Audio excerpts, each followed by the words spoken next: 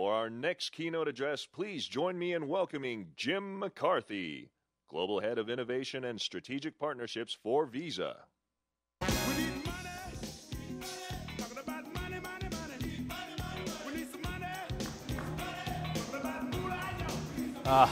Jonathan, thank you all. I just can't believe they're making you look at that picture. And also thanks to Mike Abbott, and I'm glad I didn't do a demo today. But that said, seriously, I want to thank Anil and Jonathan for the chance to speak to this audience.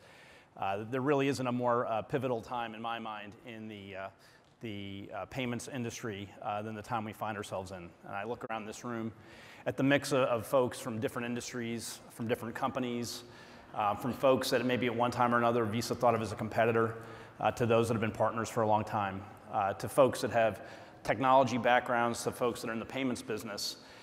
It's never been, in my mind, more exciting to be in the payments business, because payments has become the center of commerce. And again, I think the messages you'll hear over the next several days will continue to reiterate that. Certainly, as a result of all the various phenomena, mobile, the internet protocols, new technology, new business models, we find ourselves at a very interesting time. Certainly, connected consumers have more choices than they've ever had before, in terms of devices, in terms of interfaces, in terms of how they interact with the various companies in this room. Certainly the same goes for merchants. The merchants have a lot of choice, consumers have a lot of choice, and yet in some ways, I think all that choice has created a lot of confusion.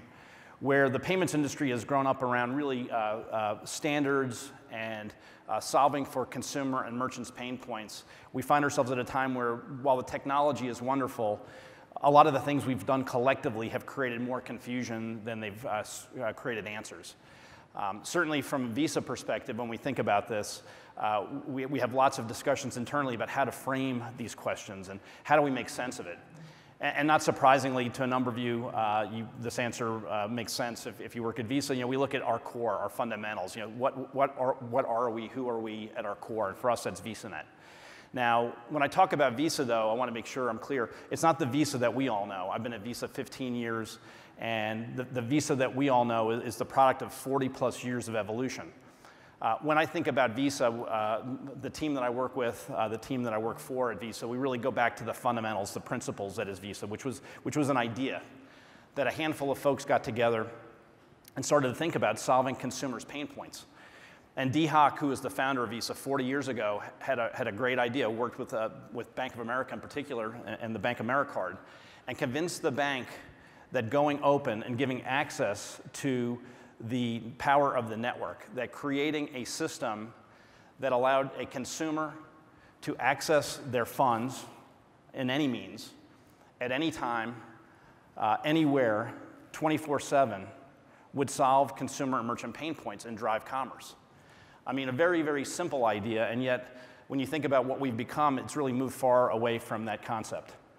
And I think the other thing that's interesting, you see it here on the slide, they focused on the opportunity, not the problems. And I think you'll hear a number of us talk over the next couple of days about the problems inherent in the current environment.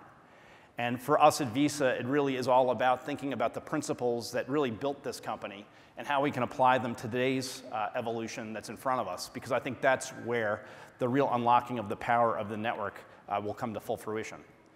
So when you think about the power of that idea, just to provide some facts about how this played out over the last 40 years, that idea that started again with Bank AmeriCard licensing the technology and the capability has resulted in the connection of over 14,000 financial institutions globally onto the VisaNet network, connected not only by the network itself, the physical network, but also by the commercial framework that binds those banks to the network. And through those relationships, and again, you've heard already today about relationships and co-opetition, and certainly I don't think there's a better model of co-opetition than the Visa franchise. We got access to 2.2 billion cardholders, 30 million merchants, and last year, as a result of those connections, we drove 82 billion transactions worth $6.5 trillion in commerce. So it really speaks to the power of an idea. But the question for us, and the question for I think a number of you in the room is this a foundation for the future? I mean, I think it's great that payments has taken on a real power with respect to commerce. But when I think about scale and networks, and something that Visa's often been very proud of, the fact is there are now over 2 billion internet connections globally, 3.2 billion social connections globally, and over 7 billion mobile networks connected to mobile network operators on a global basis. And yet, when we think about the challenges in front of all of us, and certainly at Visa, we've yet to figure out a way to extend and bring them into the network and take friction out of the payments process across these devices. Instead, we've built bigger walled gardens, deeper moats, and more friction as opposed to less friction. And as I think about this conference, and I think about the power of the people in this room to change and affect that, again, as I said, I congratulate Jonathan and Anil. This really is, I think, the beginning of a new industry dialogue that hopefully will shape the way and the path forward. So from a Visa perspective, how do we think about that? How do we think about taking advantage of these new networks and bringing scale to our scale payments business and embracing these technologies? Well, we've begun a journey, and again, it's a journey. It took 40 years to get to this point, but it comes down to three simple things. The first, extend the edge of our network. We believe we've got the world's most reliable, secure, available, and trusted payments network. Again, accesses those 2.2 billion cards, those 30 million merchants. But at the same time, we've not fully embraced the new technologies that are available, whether they be mobile, tablets, PCs. We believe we have to really rethink the fundamentals of our network and how we extend to accept these new technologies. And at our core, if you go back to that simple thought that Dee first presented, it was really all about the capabilities of the network level. Those started off as authorization, clearing, settlement, dispute management. But we stayed in the network. We exposed within the core of our network capabilities that for the vast majority of our life were exposed in a wholesale fashion to financial institutions. But the challenges we see it is as these new devices come online, as new innovators come to the fore, as new technology, whether it be in software or hardware, develops in both emerging and developed markets, we need to think about how we partner effectively with those companies.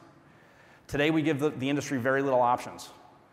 Either you're an issuer or an acquirer in the Visa fold, and if you sit outside of it, you get to carry the moniker of merchant or merchant aggregator, or you have to be a prepaid issuer to get a license, in essence, play in the Visa network.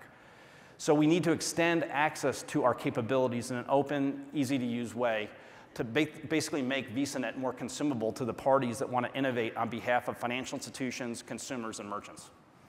So we just started that journey, and we made a significant announcement last week with, again, back to competition or co-opetition, with MasterCard and American Express. And we announced a new global standard for tokenization. And I recognize that tokenization has become this year's version of wallets. You'll hear a lot about tokens, and I know it sounds like a great big word, but the fact of the matter is, to me, it's a really simple concept. It's quite frankly what Dee started with the licensing of Bank Americard 40 years ago. And again, at the core of who we are is we represent a network that has access devices that run across our network that were originally based on this 16-digit personal account number that was embossed on the card. And all this did was allow access to the underlying financial store of value, whether it be a debit card, a DDA, a line of credit, a commercial line of credit. The only magic to this was people knew what to do with the 16-digit PAN. And then over time, as the industry evolved and security became more important and trust and integrity were, again, core to who we were, the industry evolved and went to the ISO-formatted mag stripe on the back. And then again, as the industry evolved, we moved to the contact form factor, most recently the contactless EMC form factor on the front of the card. But common to all of those concepts is we did not compete, whether that be American Express, Discover, China Union Pay, Visa, MasterCard, by confusing consumers and confusing merchants when they went to use those products. For those that have been around Visa, we oftentimes talk about the most significant innovation we've made in the last 10 years was something called no signature required, because it didn't affect one card, it didn't affect one merchant with respect to their point of sale. We made a change with a pen to our operating regulations, and in so doing, opened up whole new categories of acceptance. But at the end of the day, whether it be the 16-digit embossed number, the mag stripe image on the back, or the EMV chip, as an industry, we've collaborated historically to take friction out of the payment service. Well, we find ourselves today at a very, at the inflection point where digital credentials, and we believe, at least the folks at MasterCard and American Express and Visa believe, that we need to take the next step and give the industry certainty to the likes of this 16-digit PAN on these devices and make sense of a world that has more friction than it should. And so all we did was announce the fact that we will allow for parties to issue credentials onto the device and make transactions work in the same way that these credentials did on pieces of plastic. So we're early days in that, but again, I ground in the fact that as an industry, we've been industry-centric. We compete vigorously on other means, but across the board, if we don't come to some type of standards-based approach to digital credentials and digital credential management, this environment won't take off. We'll continue to have friction. So the standard's the first part, and again, the standard is just that. It's specs on a sheet, and then we've all got to make it real in our services. So at Barcelona Mobile World Congress earlier this year, Visa started again on a journey with respect to our service capabilities and how do we take those standards and expose them to the folks in this room in a way that makes sense, that makes it easy to consume from a Visa service perspective. And we announced something called the Visa Ready program. And again, it's an umbrella program, the first two subsets of which, one was based around mobile POS devices and the second was around NFC for mobile devices, that makes it easier to interface with us as a company, get access to APIs, SDKs, documentation, subject matter experts, for those folks in the room that want to innovate on the edge of our network, to get the tools and services you need to make sure that when you make that investment will be accepted in the market and will have Visa's stamp on it to know that it will work with that same reliability, availability, security, and interoperability you come to expect from the Visa brand globally. So again, when you think about the edge of our network and why this is important, just in the mobile POS category alone, it took Dee's vision 40 years to get to those 30 million plus merchant locations. We believe that in the next 5 years, we can effectively double the edge of our network from merchant acceptance perspective through the use of these devices as acceptance devices. But in order to do that, we have to come up with certification and ways in which that third parties can come in and innovate, both through business model innovation as well as technology, to make that real. And so we've invested in the Visa Ready program. So at the end of the day, I'm sure a lot of you ask, to what end is all this? I mean, again, it can sound an awful lot like technology. But going back to who we are, at our core, it's about the network effect. And we know that when networks connect, we all win. That everyone in this room can play a role in really reinventing the payments ecosystem. That commerce and these connected devices can give consumers a better experience, not a worse one. That we can help merchants make better investment decisions with respect to their point-of-sale infrastructure and be future-proofed as opposed to backwards-looking. And so we are committed to the concept of, again, connecting these networks, making it easy to understand how these come together on the Visa Railroad, and truly making the investments for the next 50 years through the likes of the group of people in this room as well as the devices themselves. And so in conclusion, let me just finish with, again, another DHOC comment, and I think it really is applicable to Visa. We talk a lot about innovation, and oftentimes, I know certainly I go right to the devices themselves, the hardware and software that really is generating a lot of buzz in the industry, both with consumers and merchants and networks. But for us, and I talked about this, for Visa, it really is about getting rid of the clutter. And for those that have heard Charlie Scharf, our new CEO, speak, it really is about this, and you'll hear terms like flexibility. But over 40 years, we've become a company of incrementalism. When DHOC started with those couple of engineers and a couple of Bank of America folks in a room on Market Street in San Francisco, they weren't talking about building a 600-page op reg deck with bylaws and subsets and et cetera. They started with a very simple concept that was exposed through a license agreement, and that became the Visa we know today. But with that, we paid a price. We started to bring along things that just don't matter. They're not relevant in this day and age. And we're challenging ourselves, and we challenge you in this room to not only challenge us, but each other, that the real power, as both Anil and Jonathan spoke to, is the relationships in this room. There'll be times where we compete vigorously, and there'll be times where we compete cooperate effectively. But it's all about learning how to work together to really grow our collective business, solve consumers' needs and merchants, and for us that means really rethinking who we are and getting back to the principles of what Visa was. Thank you very much. Have a great conference.